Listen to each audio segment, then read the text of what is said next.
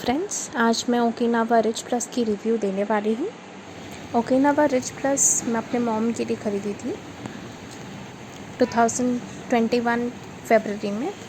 तब से अब तक लॉकडाउन के चक्कर में थोड़ा कम ही चला है, लगभग 700 किलोमीटर अभी तक रनिंग हुआ है उसमें। तो आगे बढ़ते हैं इसके रिव्यू की ओर। ये इलेक्ट्रिक स्कूटी जो है ओकिनावा की 3rd टॉप मॉडल है। ये इलेक्ट्रिक स्कूटी है तो इसमें बैटरी और मोटर की मेन बैटरी से चलती है ये गाड़ी। इसकी मेन फंक्शन बैटरी और मोटर है। इसकी जो बैटरी है वो 1.74 किलोवाट आवर की लिथियम आयन बैटरी है।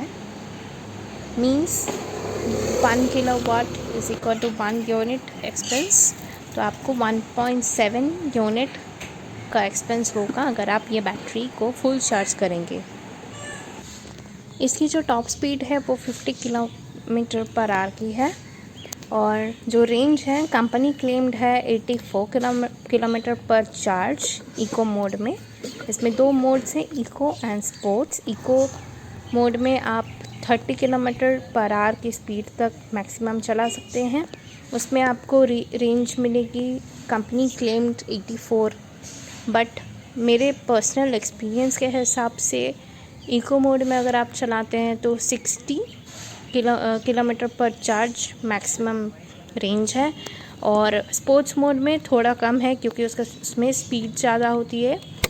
उसका मैक्सिमम स्पीड स्पोर्ट्स मोड में 50 है और आपको मेरे हिसाब से, मेरा एक्सपीरियंस के हिसाब से उसमें मेरे को रेंज मिली है 55 टू 58।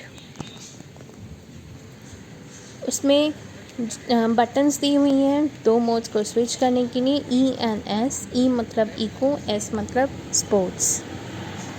इसका लुक मेरे को बहुत पसंद है। ये स्पोर्टी हाईलाइट इसमें लुक है, sporty headlight, stylish rear winkers हैं और इसकी जो बैटरी है वो डिटैचेबल है। मतलब आप उसमें सॉकेट है गाड़ी में ही कि आप डायरेक्टली प्लग इन करके चार्ज कर सकते हैं, या फिर आप बैटरी को डिटैचेबल है तो वो आप निकाल के घर में जाके चार्ज कर सकते हैं।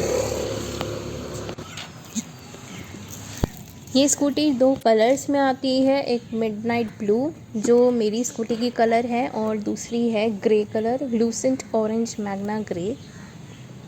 इसकी जो कंसोल है वो same as Okinawa praise pro है, बस एक फ़ीचर उसमें कम है। ये जैसे कि ओकिनावा प्रेस प्रो में आपका 3 मोड्स है वो शो करता है, 1, 2 एंड 3 मोड्स चेंज करने से नंबर्स शो करते हैं कंसोल में। रिच प्लस में वो शो नहीं करते। और इसका जो ब्रेक सिस्टम है वो दोनों ही front and rear drum brakes हैं।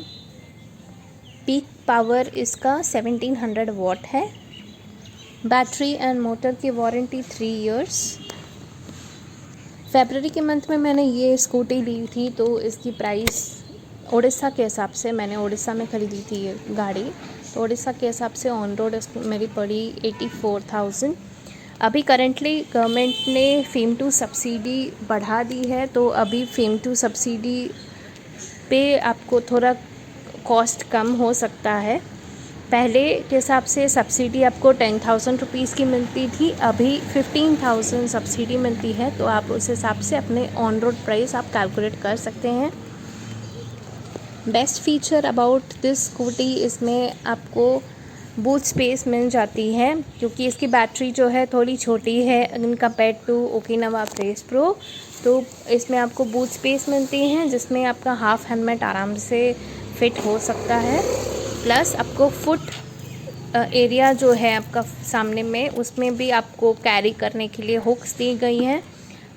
प्लस आपको एक सामने में छोटा सा ड्रॉयर टाइप का बॉक्स दिया गया है, ग्लव बॉक्स टाइप का, जिसमें आप खोल के अंदर में मोबाइल्स वगैरह रख सकते हैं। इसमें USB चार्जर नहीं है। ओकिनावा प्रेस प्रो में USB चार्जर था, इसमें USB चार्जर नहीं है। इसकी जो हेडलाइट है वो हैलोजन है और day time and night time में ये ऑल टाइम जलती रहती है।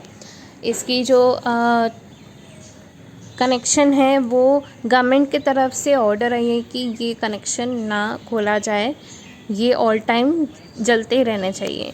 इससे आपको बैटरी पे ज़्यादा कुछ इम्पैक्ट नहीं पड़ता है, क्योंकि एक कन्वर्टर उसके अंदर है जिससे आपका बैटरी कंज्यूम कम होता है। ऐसे हम लोग जनरली, मेरे केस में मैंने भी सोचा था कि हैलोजन है तो वो बैटरी कंज्यूम करेगी तो रेंज कैसे देगी, बट लेटर ऑन जब मैंने शोरूम में पूछा तो उसने बताया कि अंदर में एक कन्वर्टर भी दी गई है जिससे हम लोग कन्वर्ट करके वो एक्चुअली बैटरी कम कंज्यूम करती है। तो ऐसे कोई प्रॉब्लम नहीं है। एलईडी में जितना कंज्यूम होता है वैसे ही हैलोजन का भी इतना ही कंज्यूम होता है, तो रेंज पे ज़्यादा कुछ इफ़ेक्ट नहीं पड़ता है।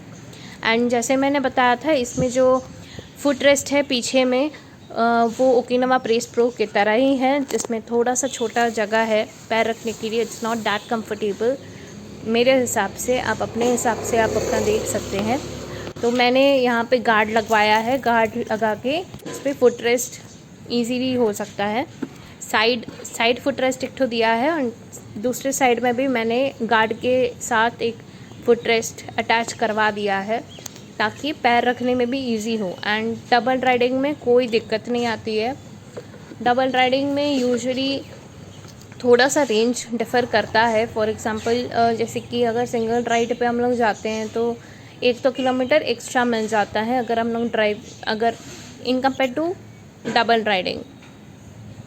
इसमें जो की दी गई हैं उसमें आप लॉक कर सकते हैं, अनलॉक कर सकते हैं जस्ट लाइक अ कार।